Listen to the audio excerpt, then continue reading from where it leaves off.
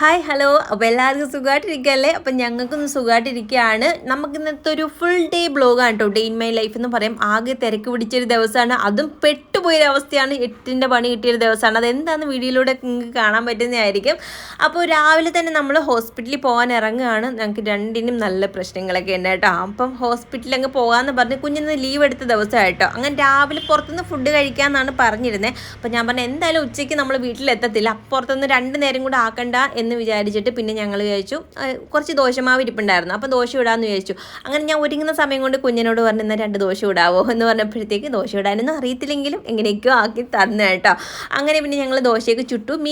കറിയായിട്ടൊന്നും വെച്ചിട്ടില്ലായിരുന്നു, മീൻകറി ഇരിപ്പുണ്ടായിരുന്നു. അപ്പോൾ അത് ചൂടാക്കി ഞങ്ങൾ രണ്ടുപേരും കൂടെ കഴിച്ചു. പിന്നെ നേരത്തെ ഒരുങ്ങി ഇറങ്ങി ഒരു കുപ്പി വെള്ളമൊക്കെ എടുത്തിട്ടുണ്ട്. പോകുന്ന വഴിക്ക് നമുക്ക് എന്തെങ്കിലും വെള്ളം കുടിക്കാനുള്ള ആവശ്യം വരുമല്ലോ, അതുകൊണ്ട് പിന്നെ ഒരു കുപ്പി വെള്ളം എവിടെ പോയാലും എടുത്തേക്കും. പിന്നെ ചെറിയൊരു ബോട്ടിനകത്ത് ബാഗിനകത്തും എടുത്തേക്കും.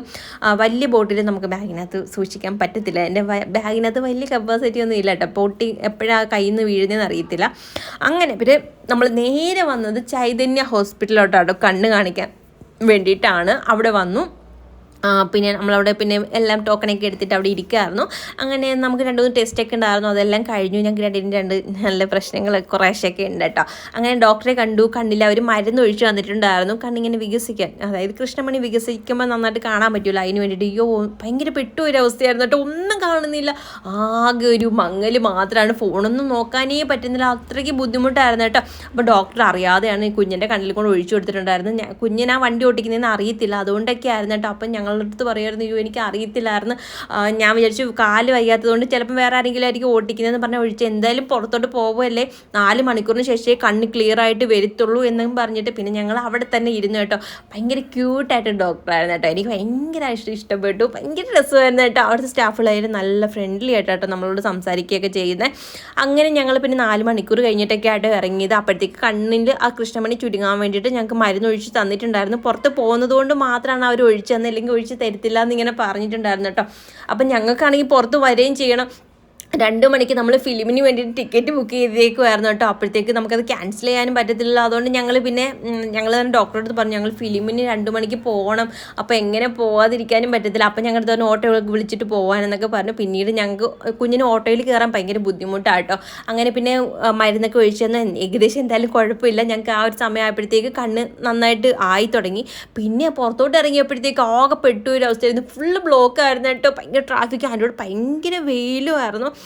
വെട്ടമെല്ലാം കണ്ണിലോട്ട് കടിച്ചിട്ട് ഭയങ്കര ബുദ്ധിമുട്ടായിരുന്നു കേട്ടോ.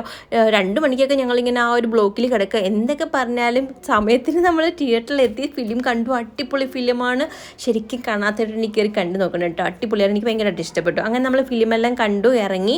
അത് കഴിഞ്ഞിട്ട് നേരെ നമ്മൾ സൂപ്പർ മാർക്കറ്റിൽ കയറി. കുറച്ച് സാധനങ്ങളൊക്കെ ഉണ്ടായിരുന്നു കേട്ടോ മേടിക്കാൻ വേണ്ടിയിട്ട്. നമുക്ക് വീട്ടിലെ സാധനങ്ങളൊക്കെ തീർന്നു, മാസം തോറും നമ്മൾ മേടിക്കുമല്ലോ, അങ്ങനെ തീർന്നിരിക്കുമായിരുന്നു. അങ്ങനെ പിന്നെ അവിടെ കയറി, പക്ഷേ കവർ കൊണ്ടുവരാൻ ഞാൻ അങ്ങ് വിട്ടുപോയിട്ടുണ്ടായിരുന്നു കേട്ടോ. അങ്ങനെ പിന്നെ കാറിലോട്ട് തന്നെ എല്ലാം പറക്കിയിട്ട് വീട്ടിൽ കൊണ്ടുവന്നിട്ട് പിന്നെ എല്ലാം വാരി കവറിനകത്തിട്ട് ഞാൻ പിന്നെ അകത്തുകൊണ്ട് വെക്കുമായിരുന്നു. പിന്നെ ഇതാ ഈ ഒരു ഗ്ലാസ് ഞാൻ വൈൻ കുടിക്കാൻ വേണ്ടി മേടിച്ചേട്ടോ. ക്രിസ്മസിന് ആ ഒരു ടൈമിലല്ലേ നമ്മൾ വീഡിയോ എടുത്തേക്കുന്നത്. നമുക്ക് ശരിക്കും പറഞ്ഞാൽ ഈ ഒരു കണ്ണിൻ്റെയൊക്കെ പ്രശ്നം കൊണ്ടാണ് നമ്മൾ എഡിറ്റ് ചെയ്ത് ഇടാൻ കുറച്ച് വൈകിപ്പോയത്.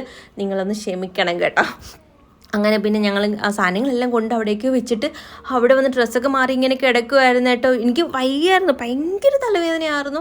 കുഞ്ഞിനും അതേപോലെ തന്നെ. കാരണം നമുക്ക് കണ്ണിൽ ആ ഒരു ബുദ്ധിമുട്ട് വരുമ്പോൾ ശരിക്കും അങ്ങ് പെട്ടു പോകുന്ന ഒരു അവസ്ഥയായിട്ടോ. ഭയങ്കര ബുദ്ധിമുട്ടായിരുന്നു.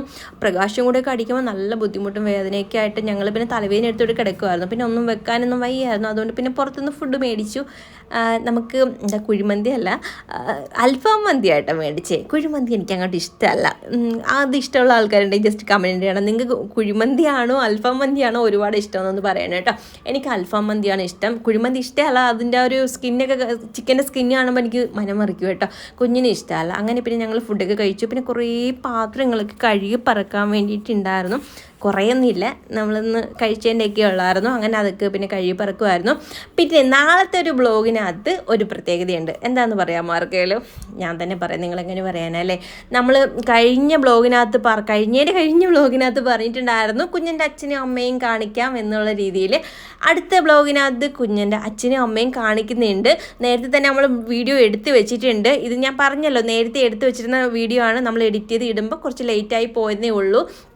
അടുത്ത ബ്ലോഗിനകത്ത് ഞങ്ങൾ എടുത്തു വെച്ചിട്ടുണ്ട്, എല്ലാം സെറ്റ് ചെയ്ത് വെച്ചേക്കാണ്. എന്തായാലും ഉറപ്പായിട്ട് അടുത്ത ബ്ലോഗിനകത്ത് കുഞ്ഞിൻ്റെ അച്ഛനും അമ്മയും കാണിക്കുന്നതായിരിക്കും. രണ്ടുപേരും വന്നിട്ടുണ്ടായിരുന്നു കേട്ടോ. അപ്പോൾ അതൊരു ഫുൾ ഡേ ബ്ലോഗായിട്ട് നമ്മൾ എടുത്തു വെച്ചിട്ടുണ്ട്. എല്ലാവരും കയറി മറക്കാതെ കാണണം. നിങ്ങൾ ചോദിച്ച് നിങ്ങൾ ആഗ്രഹിച്ച ആൾക്കാരാണ് കേട്ടോ. നിങ്ങൾക്ക് കാണാൻ ഒരുപാട് പേര് നമ്മൾ ഒത്തിരി വട്ടം ചോദിച്ചിട്ടുണ്ടായിരുന്നു കാണിക്കാത്ത എന്താന്ന്. എന്തായാലും അവർ വന്നിട്ടുണ്ട്. ഞങ്ങൾ എന്തായാലും അടുത്ത വീഡിയോയ്ക്കകത്ത് കാണിക്കുന്നതായിരിക്കും. അങ്ങനെ പിന്നെ എന്താ പാത്രങ്ങളെല്ലാം കഴുകിയതിന് ശേഷം ഞാൻ പിന്നെ കൊണ്ടുവന്ന സാധനങ്ങളൊക്കെ എടുത്ത് വെക്കുമായിരുന്നു കേട്ടോ. പിന്നെ അവിടേക്കൊന്ന് തൂത്തുവാരി, നമ്മൾ രാവിലെ ഇറങ്ങിപ്പോയല്ലോ, തൂക്കാനും വരാനൊന്നും സമയം കിട്ടിയില്ല.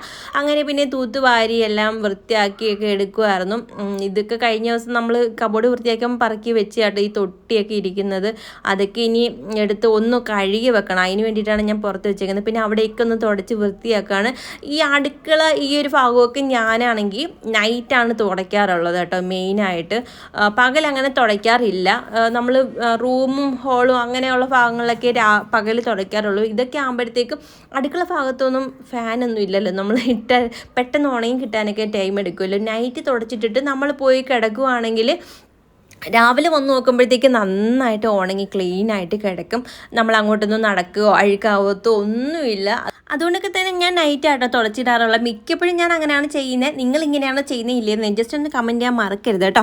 പിന്നീട് നമ്മളോട് ഹായ് പറയാൻ കുറേ കൂട്ടുകാർ പറഞ്ഞിട്ടുണ്ടായിരുന്നു. കുറച്ച് പേരുടെ പേര് ഇതാ ഈ ഒരു വീഡിയോയിൽ ഉൾപ്പെടുത്താം. റീമ വിൻസെൻറ്റ്, ബിന്ദു ഉണ്ണി, സുനീറ ഷാജിയുടെ മക്കളായ നഫ്സിയ, നഫ്സീന, അനിക്കുട്ടൻ, ഭീമ, സുചിത്ര, ബിനീഷ്, ശരണ്യ, ബഹാബ് എന്നിവരായിരുന്നു കേട്ടോ പറഞ്ഞിരുന്നത്. അപ്പോൾ എല്ലാവർക്കും നമ്മളൊരു ഹായ് ഉണ്ട്. പിന്നെ 2 മക്കൾക്കും എൻ്റെ ചക്കരയുമ്മയുണ്ട്.